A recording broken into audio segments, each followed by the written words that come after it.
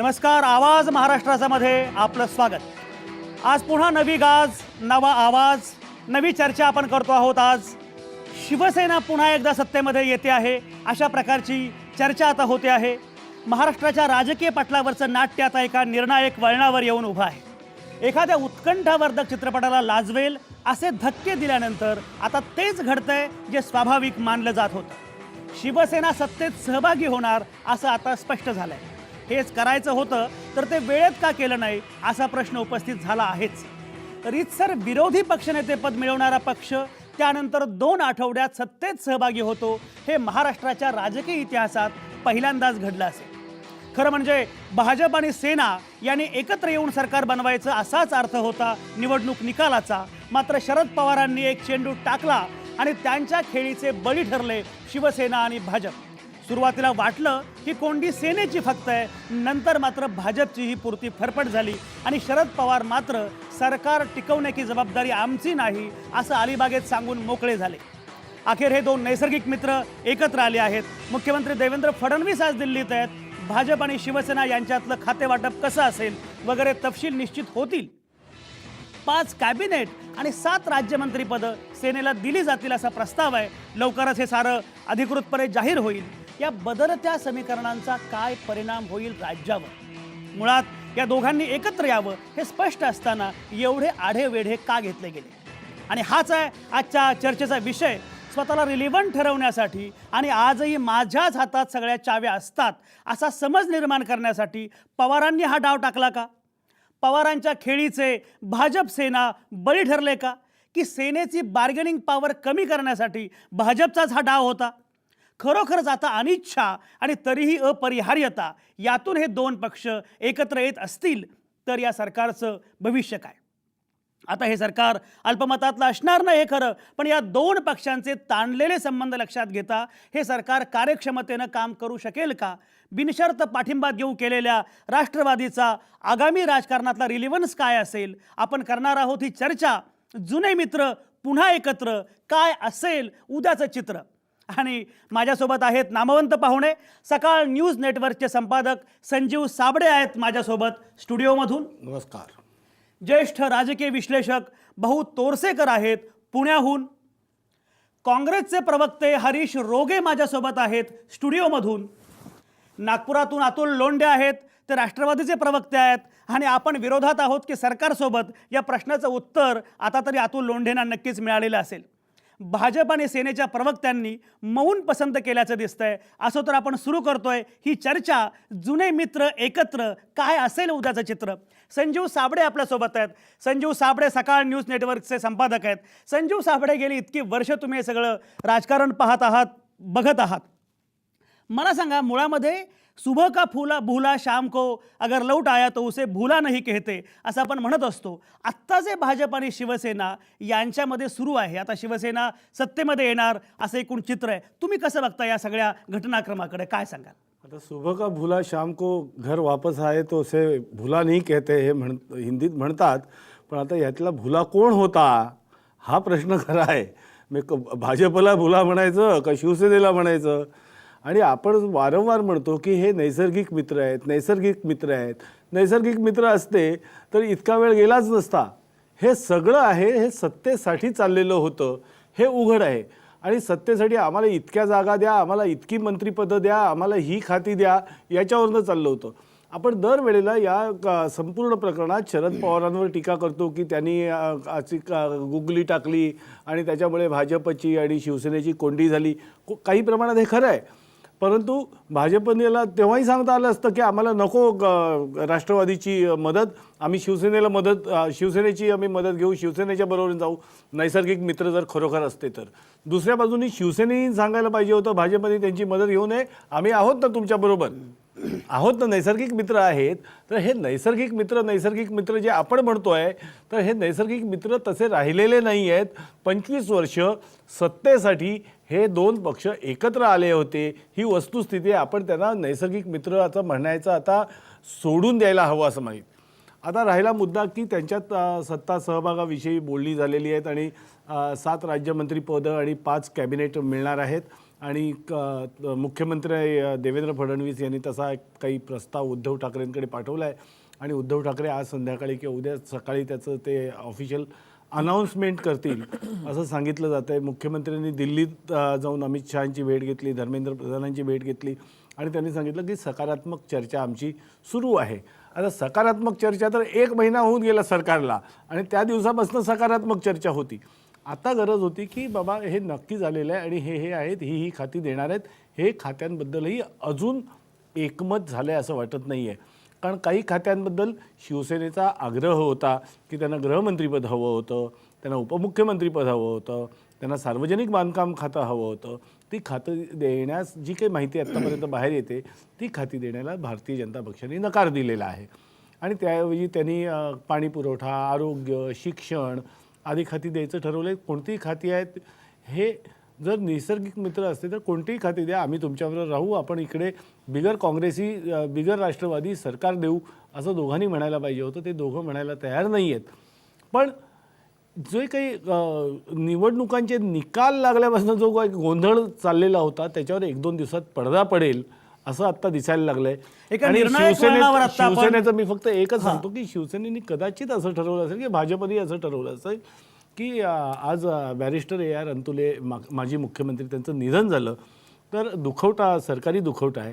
तर या काळात कुठलेही आनंदाची अशी घोषणा करून एकमेकांना पेढे भरवत आहेत किंवा आनंद व्यक्त करतायत तसली काही छायाचित्र किंवा फोटो किंवा तसलं चित्र राज्याच्या लोकांपुढे जाऊ नये म्हणून ते थांबले असतील अशी एक शक्यता आहे. तो औचित्याचा भाग आहे. पण लवकरच हे जाहीर होईल की भाजप शिवसेना दोघे एकत्रितपणे सरकारमध्ये असणार आहे. शिवसेना सरकारमध्ये असेल असं दिसतंय. राष्ट्रवादी काँग्रेसचे अतुल लोंढे आपल्यासोबत आहेत नागपूरमधून.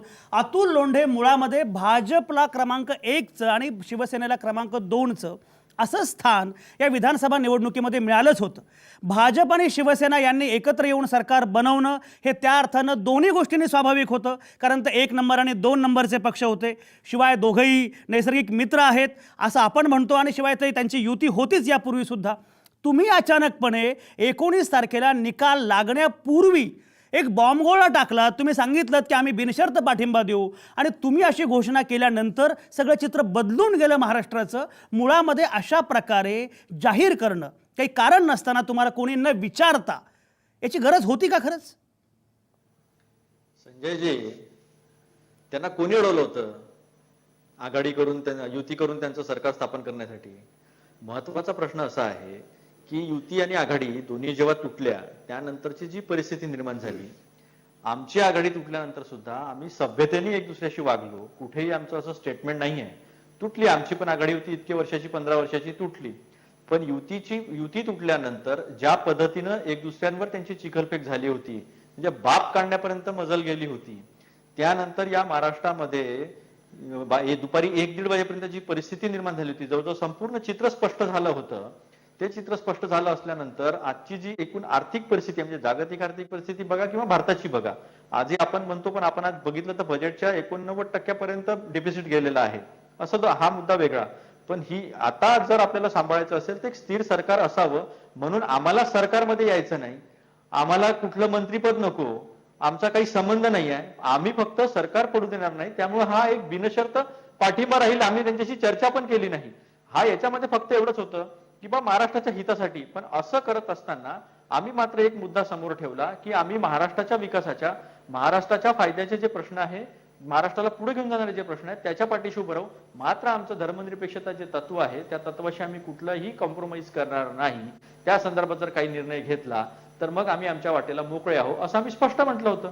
नैसर्गिक मित्र आजपर्यंत एकत्र आले नाही आणि आताही साबळे सरांनी जे काही विश्लेषण दिलं त्या विश्लेषणामधून असं पुढे येतं आहे की कुठले खाते मिळणार आणि कुठले नाही मिळणार, म्हणजे हे सुद्धा आजपर्यंत यांचं ठरत नाहीये. तर अशा परिस्थितीमध्ये महाराष्ट्राच्या हिताची जर भूमिका घेतली तर ती स्पष्टपणे अतुल लोंढे मला सांगा, क्रमांक 1चा पक्ष, क्रमांक 2चे पक्ष, 3 सगळे बाजूला राहिले, तुमच्या 4थ्या क्रमांकाच्या पक्षानं एक भूमिका घेतली असं म्हटलं जात आहे किंवा अशी एक टीका केली जाते. शरद पवारांना हे दाखवायचं होतं, सिद्ध करायचं होतं की मी आजही रिलिव्हंट आहे, मी कालबाह्य झालेलो नाही आणि म्हणून या प्रकारची खेळी शरद पवारांनी केली अशी टीका होते. आता काय सांगाल? संजयजी, शरद पवार साहेबांना देशामधले सगळे लोक मानतात की एक आपलं म्हणजे महाराष्ट्राचं भूषण आहे ते. त्यांना आता काय राहिलं 50 वर्षानंतर आपली रेलिव्हन्सी दाखवण्याचं? पक्ष म्हणून आमच्यावर जेवढ्या टीका झाल्या, ज्या पद्धतीने नाना प्रकारच्या टीका झाल्या, त्या टीका झाल्या नाही, असताना काय सुद्धा राहिले आम्ही काय आमचं- राहिले आमचं म्हणजे शरद perform नाही नाही केलं. काय राहिले म्हणजे आता शरद पवार निवृत्तीच्या याच्यापर्यंत आले तसं म्हणायचं की काय तुम्हाला? नाही नाही नाही नाही त्यांना रेलिव्हन्सी स्वतःची दाखवायसाठी काय राहिलं आहे? ते रेलिव्हंट आहेच, ते देशाच्या राजकारणात रेलिव्हंट आहेत. आज मला सांगा, तुम्ही शेतीचं जर तुम्ही क्षेत्र घेतलं तर शेती कृषी मंत्री म्हणून त्यांनी केलेली प्रगती मागचे सगळे कृषी मंत्री तुम्ही काढा, तुम्हाला लक्षात येईल की पवार साहेबांनी या देशाला काय दिलेलं आहे. त्यामुळे रेलिव्हन्सीचा प्रश्न येत नाही, ते आहे ते रेलिव्हंटच आहेत, काही प्रश्नच नाही आहे. पण महाराष्ट्रामध्ये स्थिर सरकार राहावं एवढीच एक भूमिका होती आणि त्या भूमिकेमधनं त्यांनी हरीश रोगे ज्याप्रमाणे नैसर्गिक मित्राचा उल्लेख आपण केला भाजप आणि शिवसेनेच्या संदर्भात, त्याप्रमाणे काँग्रेस आणि राष्ट्रवादी हे सुद्धा नैसर्गिक मित्र आहेत असं तुम्ही जरी मानत नसलात तरी सगळे लोक मानतात, महाराष्ट्र मानतो. तुमचा हा नैसर्गिक मित्र जेव्हा अचानकपणे त्यानं जाहीर केलं की आमचा भाजपला बाहेरून पाठिंबा आहे आणि बिनाशर्त पाठिंबा आहे केवळ स्थैर्यासाठी, तेव्हा काँग्रेसच्या गोटामध्ये एकूण काय चर्चा होती? तुम्हाला खरंच असं वाटलं की हा पाठिंबा स्थैर्यासाठी होता? नाही, आम्ही आजही त्यांना वैचारिकदृष्ट्या आमचा नैसर्गिक मित्र मानतो, पण त्यांचा तो पक्ष आहे, त्यांच्या पक्षाची विचारधारा कशी कशी बदलते, कुठे कुठे बदलते, कुठल्या कुठल्या कारणांमध्ये बदलते, त्याचं विश्लेषण लोंढेच करू शकतात, मी करू शकत नाही. एक गोष्ट मला या ठिकाणी दिसते आहे की त्यांनी जी काही भूमिका बदलली त्यामुळे आमच्या भूमिकेमध्ये कुठल्याही प्रकारचा बदल झालेला नाही, होणार नाही, होण्याची शक्यता नाही. आता राहिला प्रश्न, आता जे दोन कोणी नैसर्गिक मित्र एका ठिकाणी आलेले आहेत, आपण पाहिलं त्या निवडणुकीच्या काळामध्ये अफजल खानाची फौज आणि त्या आज अफजल खानाच्या फौजेमध्ये आज शिवसेना जाऊन सामील झालेली आहे. पूर्णपणे त्यांची दमछाक झाली. 1 महिना जवळजवळ भारतीय जनता पक्षाने त्यांना जेवढं अपमानित करता येईल, जेवढं त्यांना जमिनीवरती आणता येईल तेवढं त्याने आणलेलं आहे. आणि आज शेवटी शिवसेनेने निर्णय घेतलेला आहे की आम्ही भारतीय जनता पक्षाबरोबर सरकारमध्ये जाणार आहोत. अगदी कालपर्यंत सांगितलं जात होतं की होणारं आता जे अधिवेशन आहे ते अधिवेशन शेतकऱ्यांच्या प्रश्नावरती आणि होणाऱ्या ज्या आत्महत्या आहेत ह्या प्रश्नांच्या वरती आम्ही चालू देणार नाही, अशा प्रकारची भूमिका कालपर्यंत आम्ही त्यांच्या तोंडातून ऐकत होतो. आणि आज त्यांना आदेश दिले जातात त्यांच्या आमदारांना आणि त्यांच्या विरोधी पक्ष नेत्याला की शिवसेनेच्या वरती फारशी काही टीका करू नका, सोशल मीडियामध्ये सुद्धा त्यांच्यावरती टीका करू नका. आणि मग विरोधी पक्ष नेते सुद्धा सांगतात की बाबा त्यांना थोडासा वेळ द्यायला पाहिजे, त्यांचं कर्तृत्व सिद्ध करण्यासाठी आपण पुरेसा वेळ द्यायला पाहिजे, अशा प्रकारची वक्तव्य आज शिवसेनेच्या विरोधी पक्ष नेत्याकडून केली जातात. आणि त्यामुळे आज महाराष्ट्रामध्ये जी एक परिस्थिती निर्माण झालेली आहे त्या परिस्थितीचा सामना करत असताना यांना फक्त सत्तेचं पडलेलं आहे. हा जो शेतकरी मरतो आहे किंवा आत्महत्या करतो आहे, गळफास लावून घेतो आहे, स्वतःला चितेमध्ये स्वतः जाळून घेतो आहे, अशा प्रकारचं जे वातावरण निर्माण झालेलं आहे त्या शेतकऱ्यांच्या ज्या व्यथा आहेत त्या व्यथांच्यापेक्षा त्यांना फक्त आणि फक्त सत्ता दिसते आहे. आणि परिस्थिती अशीच निर्माण झालेली होती की जर हे सत्तेमध्ये गेले नसते तर कदाचित शिवसेना हा पक्ष फुटला असता. त्याच्यातली काही मंडळी, आणि ते सांगत होते ना, फडणवीस सांगत होते, तावडेसुद्धा सांगत होते की अनेक मंडळी आमच्या संपर्कामध्ये आहेत आणि खास करून अगदी शिवसेनेची नावं घेऊन सांगत होते. आणि त्यामुळे ती एक भीती आणि एक तो दबाव जो आहे तो उद्धव ठाकरेंच्या वरती त्यांच्याच आमदारांनी, त्यांच्याच पक्षाने निर्माण केलेला होता. आणि म्हणून त्यांना भारतीय जनता पक्षाच्या पाठून